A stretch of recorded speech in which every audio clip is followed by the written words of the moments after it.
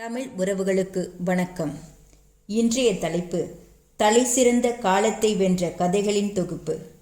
நாம் முதலில் பார்க்க போகும் கதை புதையல் தீவு. வாங்க கதைக்கு போகலாம்.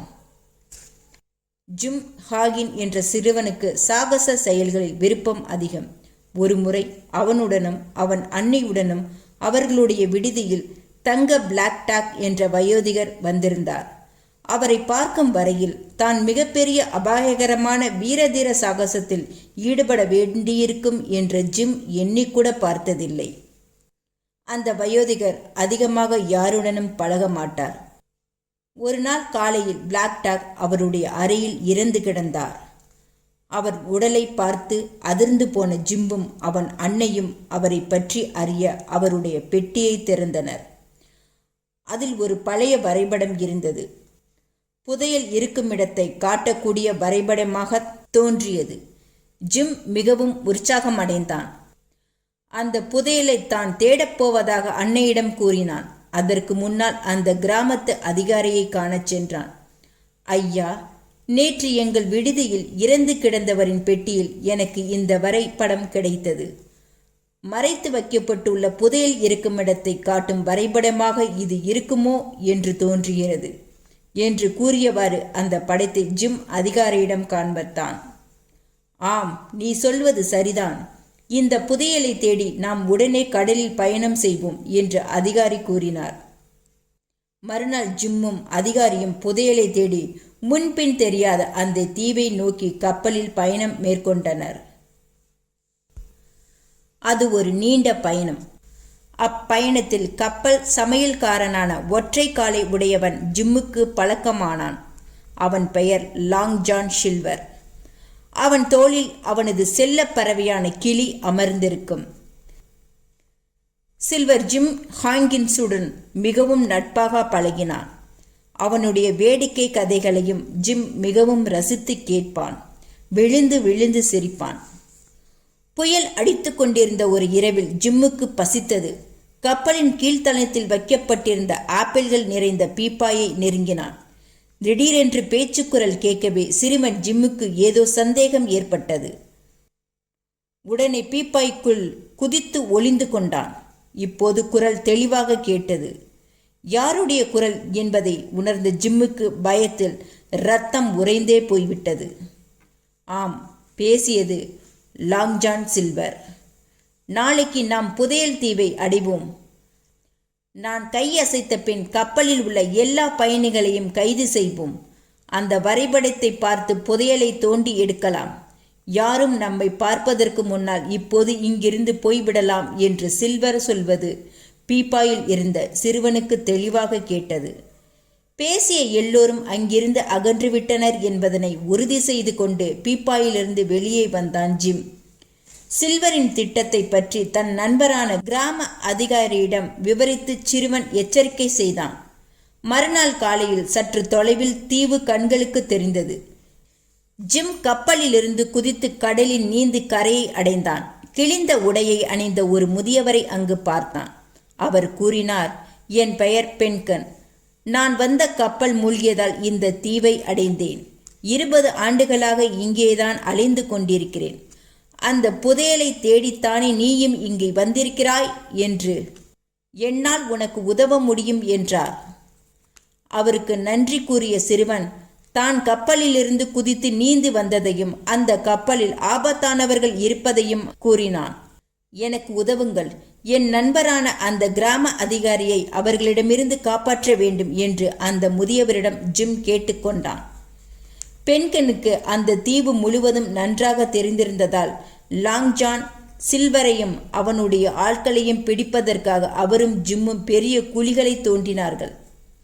சுடுவதற்கு துப்பாக்கியோடு கத்திக்கொண்டு ஓடி வந்த சில்வரும் அவன் ஆட்களும் அந்த குழிக்குள் விழுந்தனர். அவர்களால் மேலே ஏறி வர முடியவில்லை. அவற்றில் சிக்கிக் கொண்டனர். பென்கனும் ஜிம்மும் வரைபடத்தின் உதவியால் புதையலை தேடி கண்டுபிடித்தனர்.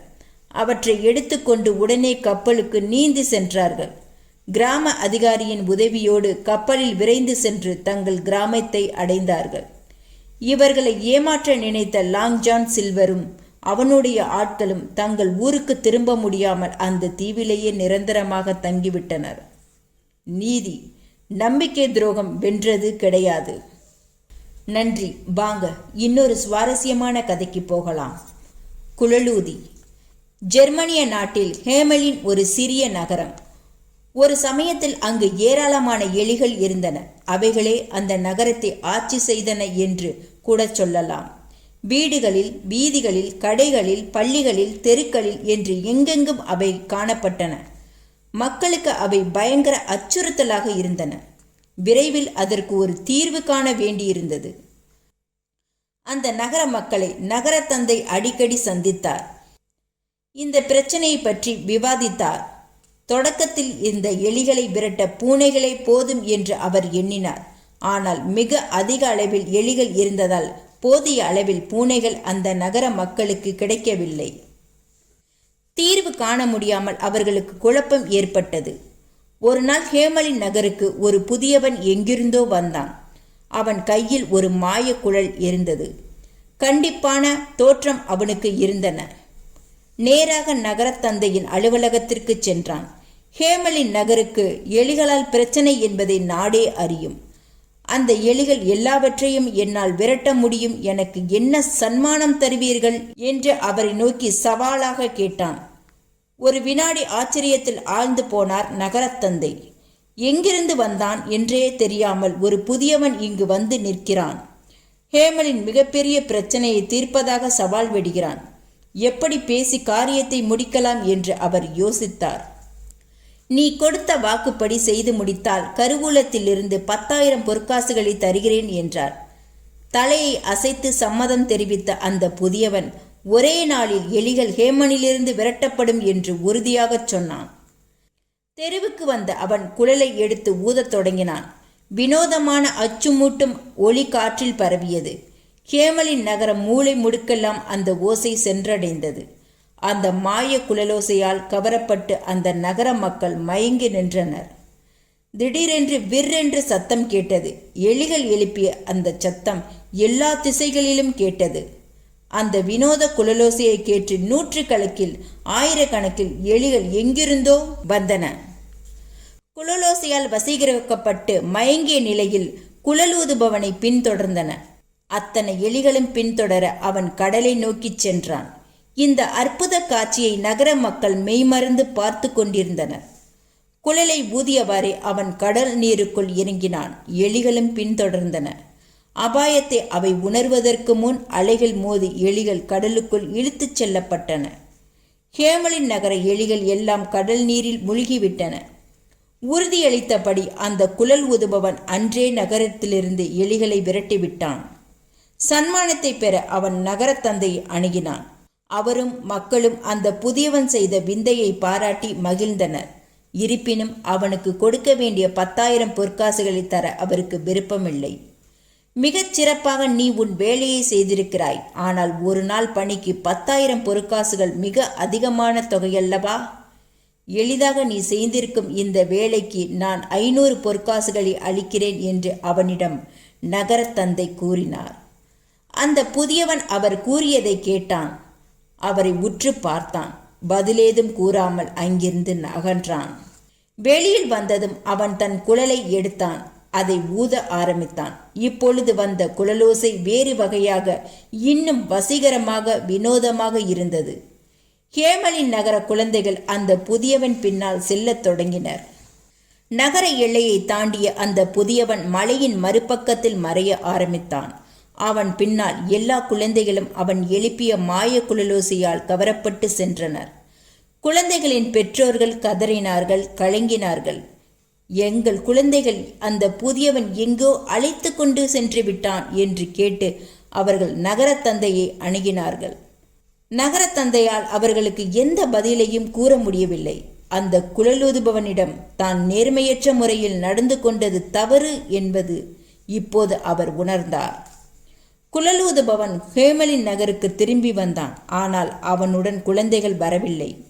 நகரத்தந்தை அவனிடம் ஓடினார், மன்னிப்பு கேட்டார். குழந்தைகளை திருப்பித் தருமாறு மன்றாடி கேட்டுக்கொண்டார். பதிலேதும் கூறாமல் அந்த புதியவன் திரும்பிச் சென்றான்.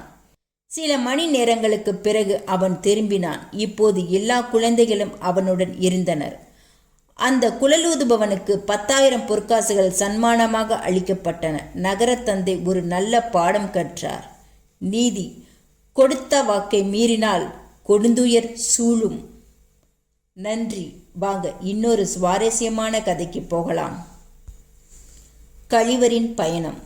புயலடித்த ஓர் இரவில் ஒரு கப்பல் கடலில் மூழ்கியது. அதிலிருந்த பயணிகளில் லெல் கழிவர் தவிர மற்றவர்கள் அனைவரும் கடல் நீரில் மூழ்கிவிட்டனர். கழிவர் நீச்சலில் தேர்ச்சி பெற்றவன். பல மைல்கள் நீந்திச் சென்று கரையை அடைந்தான். நீந்தி களைத்ததால் அங்கு தங்கி முதலில் இளைப்பாறிவிட்டு பின்னர் உணவை தேடலாம் என்று எண்ணி அங்கு படுத்தான்.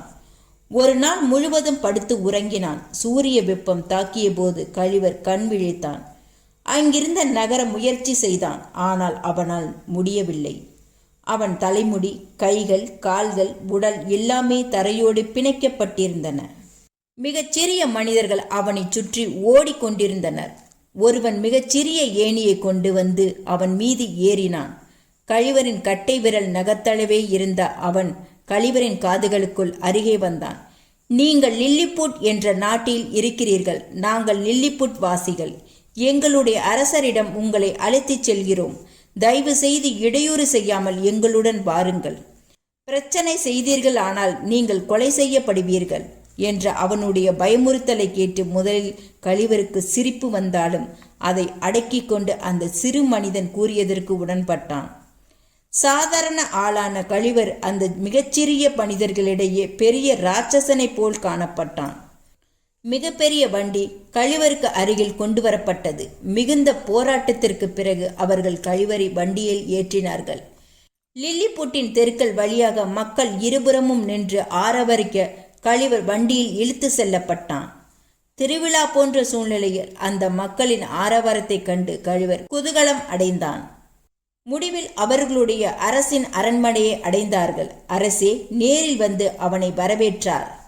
உன்னை காண்பதற்கே வியப்பாக இருக்கிறது. நீ இங்கேயே தங்க விரும்பினால் இங்குள்ள என் மக்களுக்கு உதவியாக இருக்க வேண்டும் என்று தன் மக்களை சுட்டிக்காட்டியபடி அரசர் கழிவரிடம் கூறினார். என்னை பிணைத்திருக்கும் கயிறிலிருந்து என்னை விடுவித்தால் நீங்கள் கூறும் எந்த நிபந்தனைக்கும் நான் உட்படுகிறேன் என்று கழிவர் மிகுந்த மரியாதையுடன் கூறினான். உடனே கழிவருக்கு விடுதலை கிடைத்தது. அவனுக்கு பசியார உணவும் பருகுவதற்கு நீரும் கொடுக்கப்பட்டன. அவனுக்காக ஒரு வீடு கட்டப்பட்டது. லில்லிபுட் மக்கள் அதை ஒரு மகத்தான பணியாக கருதினர். கழிவருக்கு எந்த தொண்டு புரியவும் அவர்கள் தயாராக இருந்தனர். அவர்களுடனேயே வசித்த கழிவர் சிறு சிறு பணிகளில் அவர்களுக்கு உதவியாக இருந்தான். லில்லிபுட்டின் அண்டை நாடான பியூஸ் இவர்களுடன் நட்புறவாக இல்லை. ஒரு முறை அந்த நாட்டரசன் லில்லிபுட்டின் மீது போர் தொடுத்தான். 100 கப்பல்களில் தன் படையோடு வந்து தாக்கினான். லில்லிபுட் வாசிகள் அனைவரும் திரண்டு கழிவரிடம் ஓடி வந்தனர். அவனுடைய உதவியை கேட்டனர். எங்களை இப்போது கைவிட்டு விடாதே கழிவர், உன்னுடைய சேவை இப்பொழுது எங்களுக்கு தேவை என்று அந்த நாட்டு அரசர் கழிவரிடம் கேட்டுக்கொண்டார். கழிவர் கடலை நோக்கி சென்றான். நீண்ட கயிற்றால் 100 கப்பல்களையும் சேர்த்து கட்டினான். கயிற்றை கடலுக்குள் இழுத்தான். நாள் முழுவதும் இவ்வாறே எதிரியின் கப்பல்களை விடாமல் கழிவர் மாற்றி மாற்றி இழுத்தான். இவ்வாறு கழிவர் இழுத்து கொண்டே இருந்ததால் பெலியூஸ் நாட்டு படை வீரர்கள் மிகவும் அலைக்கழிக்கப்பட்டு களைப்படைந்தனர். மிகவும் தளர்ந்து போன அவர்கள் போரிடுவதற்கான வலிமையை அறவே இழந்தனர். பிலியூஸ் நாட்டு மன்னன் இரு நாடுகளுக்கிடையே சமாதானம் ஏற்பட விரும்பினான். லில்லிபுட் அரசனிடம் மன்றாடி கேட்டுக்கொண்டான். லில்லிபுட் அரசர் அதை ஏற்றுக்கொள்ளவே போர் முடிவுக்கு வந்தது. கழிவர் லில்லிபுட் மக்களால் நாயகனாக போற்றப்படவே அங்கே பல ஆண்டுகள் மகிழ்ச்சியுடன் அவன் வாழ்ந்தான். நீதி: காலத்தை செய்யும் உதவி உலகை விட பெரிது. நன்றி. வாங்க இன்னொரு சுவாரஸ்யமான கதைக்கு போகலாம். நன்றி. வாங்க இன்னொரு சுவாரஸ்யமான கதைக்கு போகலாம். வெள்ளேருளவன் ராபின்ஹுட். இங்கிலாந்தில் உள்ள ஷெர்வுட் காட்டில் முன்னொரு காலத்தில் ராபின்ஹுட் என்பவன் வாழ்ந்து வந்தான். சிறுவனாக அவன் இருந்தபோது சில செல்வந்தர்கள் அவனை ஏமாற்றி இருந்தனர். அதிலிருந்து அவன் செல்வந்தர்களை அறவே வெறுத்தான். அவர்களிடமிருந்து செல்வத்தை திருடி ஏழைகளுக்கு உதவுவதை தன் பணியாக கொண்டான். நாட்டிங்ஹாம் நகர காவல் அதிகாரி ராபின்வுட்டை பிடித்து கொடுப்பவருக்கு தக்க சன்மானம் அளிப்பதாக பலமுறை அறிவித்தார். ஆயினும் ஒருவராலும் அவனை பிடிக்க முடியவில்லை. தங்களுடைய தலைவனாக ராபின்வுட்டை ஏற்றுக்கொண்ட பலரும் அவனுக்கு சேவை புரிய தயாராக காத்து கொண்டிருந்தனர். அந்த நகர காவல் அதிகாரி அவனை பிடிப்பதற்கான புதிய திட்டம் தீட்டினால் உடனே அந்த திட்டத்தை பற்றிய தகவல்களை இவர்கள் ராபின்வுட்டிடம் தெரிவிப்பவர்களாக பணியாற்றினர். செல்வந்தர்கள் ஷெர்வுட் காட்டு வழியாகவே செல்லவே அஞ்சினார்கள். ஏனெனில் ராபின்வுட் நிச்சயமாக அவர்களை தாக்கி அவர்களுடைய உடைமைகளை பறித்து கொள்வான் என்பதை அவர்கள் அறிவார்கள். உடனடியாக ராபின்வுட்டை பிடித்தே ஆக வேண்டும் என்ற பொறுப்பு கடைசியாக நகர காவல் அதிகாரியிடம் ஒப்படைக்கப்பட்டது. உதவி கேட்க அதிகாரி அரசனிடம் சென்றார். ராபின்வுட்டை பிடிப்பதற்கு உதவி புரிய யாரையும் அனுப்ப அரசர் மறுத்துவிட்டார். முடிவாக அந்த அதிகாரி ஒரு திட்டம் தீட்டினார். நாட்டிங்ஹாம் ஒரு வில் போட்டி நடத்துவோம். யார் சிறந்த வில்லாளி என்பதை தேர்ந்தெடுப்போம். இந்த போட்டியை ராபின்வுட்டால் தவிர்க்க இயலாது. போட்டியில் கண்டிப்பாக அவன் பங்கேற்பான். அவன் வந்தவுடன் என் காவலாளிகள் அவனை பிடித்து விடுவார்கள் என்று தம்முடன் பணிபுரிபவர்களிடம் மற்ற செல்வந்தர்களிடம் அந்த அதிகாரி கூறினார். அவர் கூறிய திட்டத்தை அனைவரும் ஏற்றுக்கொண்டனர்.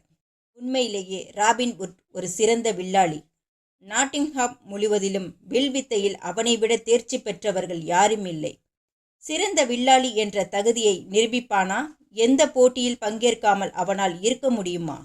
முடியாது. அவனால் இருந்தாலும் ராபின்வுட்டுக்கு உண்மையாக ஊழியம் செய்பவர்கள் அவனை தடுத்தனர். உங்களை பிடிப்பதற்கான இந்த போட்டி ஏற்பாடு செய்யப்பட்டுள்ளது.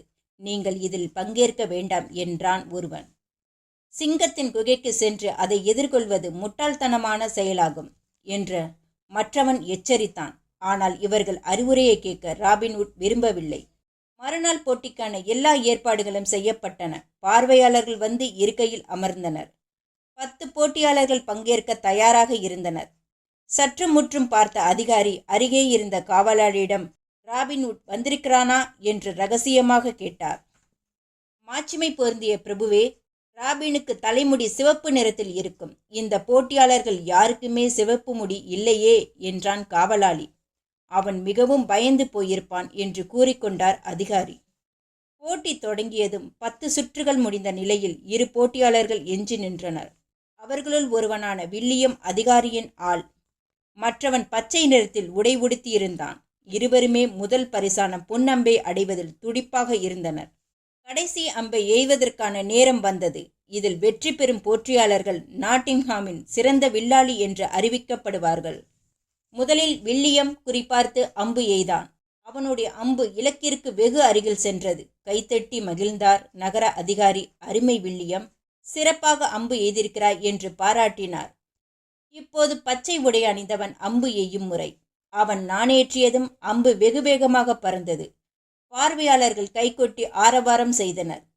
வில்லியமின் அம்பை தாண்டி குறி தவறாமல் அவன் அம்பு மைய இலக்கை தாக்கியது. அடுத்த நொடி அவன் மற்றும் 2 அம்புகளை எய்தான். காவல் அதிகாரி அமர்ந்திருந்த ஆசனத்துக்கு 2 பக்கிலும் அவை பாய்ந்து குத்தி கொண்டு நின்றன. அதிகாரி திகைத்து போனார். பச்சை உடை அணிந்தவன் வேறு யாருமல்ல, அவன் ராபின்வுட் தான். திகைப்பிலிருந்து நீங்கி அதிகாரி சமாளித்துக் கொள்வதற்கு ராபின்வுட் தன் கருப்பு நிற பொய் தலைமுடியை தரையில் தூக்கி எறிந்தான். அவனுடைய சிவப்பு நிற முடியை எல்லோரும் பார்த்தனர். சுவரை தாண்டி தயாராகி காத்திருந்த குதிரையில் ஏறி உடனே அவன் பறந்து சென்றான். முட்டாள்களை, ஓடுங்கள், அவனை துரத்தி பிடியுங்கள், அவன்தான் ராபின்வுட் என்று பரிதாபமாக கத்தினார் நகர காவல் அதிகாரி. ஆனால் அதற்குள் ராபின்வுட் பல மைல்களை கடந்து மறுபடியும் அதிகாரியிடம் தப்பிச் சென்றான். நீதி, துணிந்தவனுக்கு தடைகள் பொருட்டல்ல. நன்றி. வாங்க இன்னொரு சுவாரஸ்யமான கதைக்கு போகலாம். பாசமிகு அம்மாவும் திரும்பி வந்த ரிப்பான் வின்கிலும். ரிப்பான் வின்கில் என்ற சிறுவன் ஒரு சோம்பேறி. எந்த வேலையையும் செய்ய அவனுக்கு விருப்பமில்லை. அவன் நாளெங்கும் தூங்கிக் கொண்டே இருப்பான். அவனுடைய சோம்பேறித்தனத்தை போக்குவதற்காக மிகவும் முயற்சி செய்து அவன் அன்னை அவனை வேலைக்கு போகச் சொன்னார். வேலையையும் கிடைத்தது. ஆனால் அவனை விரைவிலேயே வேலையை விட்டு நீக்கினார்கள். ஏனெனில் வேலை செய்யும் போதே அவன் தூங்கிக் கொண்டு இருந்தான். வேறு வேலை தேடிக்கொண்டு உழைத்து பொருள் ஈட்ட வேண்டுமென்று அவன் அன்னை மேலும் மேலும் வற்புறுத்தி கொண்டே இருந்தார். அன்னையின் தொல்லையை தாங்க முடியாதவனாக ஒரு நாள் அவன் வீட்டை விட்டு வெளியே வந்தான். அருகில் இருந்த மலை மீது ஏறத் தொடங்கினான். இணை பிரியாத அவனுடைய தோழனான நாயும் அவன் கூட சென்றது. அவன் கையில் ஒரு துப்பாக்கியை வைத்திருந்தான். மலை உச்சியை அடைந்தான். ஒரு சிறிய ஆற்றை கடைந்தான். யாருமே எளிதில் நெருங்க முடியாத ஒரு மூலையில் சென்று அமர்ந்து கொண்டான். ஏறியதில் ஏற்பட்ட களைப்பு போக அங்கு உட்கார்ந்து இளைப்பாற எண்ணினான். இதுவரையில் இந்த அளவு அவன் உடலை வரித்து கொண்டு எந்த வேலையும் செய்ததே இல்லை. சற்று நேரம் இளைப்பாறியவுடன் யாரோ கூப்பிடுவது காதில் விழுந்தது. மனித நடமாட்டமேயே இல்லாத இந்த இடத்தில் யார் நம்மை தேடி வருகிறார்கள் என்று எண்ணியவாறு திரும்பி பார்த்தான். பார்ப்பதற்கு வினோதமான இருந்த ஒரு மனிதன் கைகளில் ஒரு பீப்பாயை தூக்கியவாறு நின்றிருந்தான். இந்த ஆற்றின் கரையோரமாக சிறிது தொலைவில் என்னுடைய தோழர்கள் காத்திருக்கிறார்கள். அவர்களுக்கு நான் இந்த பீப்பாயை எடுத்து செல்ல வேண்டும். நீ எனக்கு சற்று உதவி செய்வாயா என்று அந்த மனிதன் ரிப்பான் வின்கிளிடம் கேட்டான். சிறுவன் இவ்வளவு தொலைவு மலையேறி வந்ததே வேலை செய்வதிலிருந்து தப்பித்துக் கொள்வதற்குத்தானே. ஆனால் இங்கும் இதோ ஒரு மனிதன் இவனை வேலை செய்யுமாறு கேட்கிறான். உதவ முடியாது என்று மறுத்துவிடலாம் என்று சிறுவன் முதலில் எண்ணினான். ஆனால் பாவம், இந்த மனிதன் கேட்கும் இந்த பணியை செய்து முடித்த பிறகு இங்கு வந்து தூங்கலாம் என்று முடிவுக்கு வந்தான். அந்த பீப்பாயை தூக்கி கொண்டு ரிப்பான் வின்கிலும் அந்த மனிதனும் ஆற்றங்கரை ஓரமாக சென்ற மலையினுள் ஒரு குகையினை அடைந்தனர். அங்கு இன்னும் பல வினோத மனிதர்கள் சொக்காட்டான் ஆடிக்கொண்டிருப்பதை சிறுவன் பார்த்தான். விளையாட்டு மும்பரத்தில் அவர்கள் யாரும் சிறுவனை கவனிக்கவில்லை. பீப்பாயை கீழே வைத்ததும் அவரவர்களும் தங்கள் கோப்பையில்களில் பீப்பாயிலிருந்ததை எடுத்து அருந்த துவங்கினர். அது மதுபானம். அவர்கள் போலவே ரிப்பான் வின்கிலும் கோப்பையில் அந்த திரவத்தை எடுத்து பருகினான். அது மிகவும் சுவையாக இருந்தது. இன்னும் ஒன்று, இன்னும் ஒன்று, இன்னும் இன்னும் என்று குடித்து கொண்டே இருந்தான். கடைசியாக அந்த இடமே சுற்றத் தொடங்கியது. மயங்கிய நிலையில் ரிப்பன் வின்கில் கீழே விழுந்து தூங்கி போனான். கண் விழித்த போது அங்கிருந்த வினோத மனிதர்களை காணும். தன்னுடைய நாயின் பெயரை கூறி அழைத்தான். எந்த பதிலும் இல்லை. நாள் முழுவதும் இரவு பகலுமாக தான் தூங்கிவிட்டோமோ என்பதை அவனால் நம்ப முடியவில்லை. எழுந்து கொள்ள முயற்சி செய்தான். ஆனால் அவனால் முடியவில்லை. கை கால்களில் வலியை உணர்ந்தான். தன் துப்பாக்கியை கையில் எடுத்தான். எப்போதும் எண்ணெய் தடவி சுத்தமாக இருக்கும் அவன் துப்பாக்கி இப்போது துருப்பிடித்து மங்கிய நிலையில் தூசு படிந்து காணப்பட்டது. அதை தூக்கி எறிந்தான். ரிப்பன் வான் வின்கில் மெதுவாக மலையிலிருந்து இறங்க ஆரம்பித்தான். கீழே அவனுடைய கிராமம் தெரிந்தது. ஆனால் அங்கு இருந்தவர்கள் முற்றிலும் மாறுபட்ட தோற்றத்தில் இருந்தனர். கிராமத்தில் நுழைந்தவுடன் எல்லோருமே புதியவர்களாக, அந்நியர்களாக இருந்ததை கண்டான். அங்கிருந்தவர்களுக்கு அவனை அடையாளம் தெரியாததால் அவரவர் தாடைகளை தடவியவாறு அவன் யாரென்று யோசித்தனர். ரிப்பான் வின்கிலும் அவ்வாறே செய்தான். அவன் தாடையில் ஒரு அடி நீளதாடி வளர்ந்திருந்ததை உணர்ந்தான். ஓர் இரவு தூங்கியதில் இவ்வளவு நீளதாடி எப்படி வளர்ந்திருக்கும் என்பது அவனுக்கு புரியவில்லை. ரிப்பான் வின்கிலுக்கு குழப்பமாக இருந்தது. அவனுடைய கிராமத்து மனிதர்கள் எல்லோரையுமே அவன் நன்கு அறிவான். ஆனால் இப்போது அவனுக்கு தெரிந்தவர்கள் யாருமே அங்கு இல்லை. மலையும் ஓடைகளும் சூழ்ந்த அந்த இடம் அவனுடைய கிராமம்தான் என்பதில் சிறிதும் சந்தேகம் இல்லை. ஆனால் மனிதர்கள் அனைவரும் அந்நியராக தெரிந்தனர். சிறுவர்கள் அவனை கேலி செய்தார்கள். அவன் பின்னால் ஓடி வந்தவர்கள் அவன் தாடியை பிடித்து இழுத்தார்கள். அவனை சுற்றி கூடியிருந்தவர்களிடம் அங்கிருந்த பள்ளியை பற்றி விசாரித்தான். ஸ்கூனர் என்ற ஆசிரியர் எங்கிருக்கிறார் என்று கேட்டான். ஓ, அவரா? பல ஆண்டுகளுக்கு முன்னால் போருக்கு போனவர், திரும்பி வரவே இல்லை. வர வேண்டாம்னு இருக்கிறாரோ என்றான் ரிப்பன் வின்கில். அவர் இறந்து 18 ஆண்டுகள் ஆகிவிட்டனவே என்று கூட்டத்தில் ஒருவர் கூறினார். தனக்கு பைத்தியம் பிடித்து விட்டதோ என்று எண்ணி கவலையடைந்தான் அவன். இத்தனை ஆண்டுகளாக மலை மீதி நான் தூங்கிவிட்டனோ என்று எண்ணம் அவனுக்கு அப்போது தோன்றியது. கடைசியாக அவன், இங்கு யாருக்காவது ரிப்பன் வான் வின்கிலை நினைவிருக்கிறதா என்று கேட்டான். வயதான பாட்டி, ஆம், அவன் என்னுடைய சோம்பேறி மகன். 21 ஆண்டுகளுக்கு முன்னால் மலை மீது ஏறிச் சென்ற என் மகன் திரும்பி வரவே இல்லை. அவன் இல்லாமல் அவனுடைய நாய் மட்டும் என்னிடம் வந்து சேர்ந்தது என்று கூறினார். மிகவும் மகிழ்ச்சியடைந்த ரிப்பான் வின்கில், அம்மா, நான் தான் ரிப்பான் வின்கில். என்னை உங்களுக்கு அடையாளம் தெரியவில்லையா என்றான். ஓ மகனே, உண்மையில் நீ ரிப்பான் வின்கில் தானா?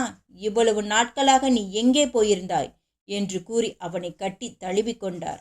ஆம், உண்மையிலேயே ரிப்பன் வின்கில் 21 ஆண்டுகள் தூங்கிவிட்டான்.